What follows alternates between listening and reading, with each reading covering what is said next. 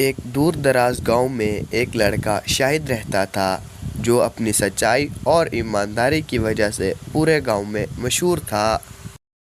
شاہد کا والد ایک چھوٹا کسان تھا جو بہت ہی مشکل سے اپنے خاندان کا پیٹ پالتا۔ شاہد اپنے والدین کے ساتھ کھیتی میں جا کر ان کا ہاتھ بٹاتا۔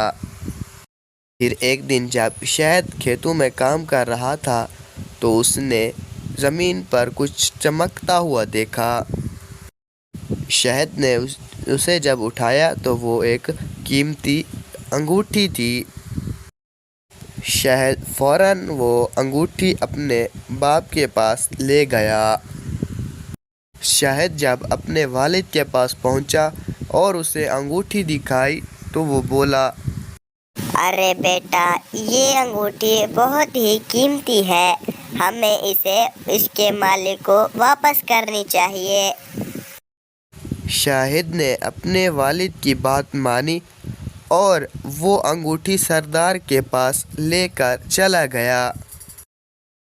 شاہد نے سردار کے پاس جا کر اسے سارا معاملہ بتایا۔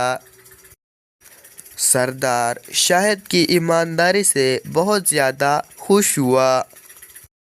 سردار نے سبھی گاؤں والوں کو بلایا اور اس انگوٹھی کے مالک کا پوچھا۔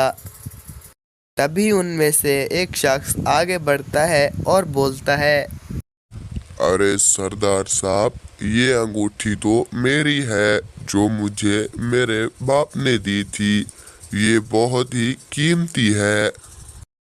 سردار نے پوری تحقیق کی۔ تحقیق کرنے کے بعد اس کو اس کی انگوٹھی واپس کر دی۔ وہ شخص شاہد کی ایمانداری سے بہت زیادہ خوش ہوا اور شاہد کا بہت بہت شکریہ ادا کیا۔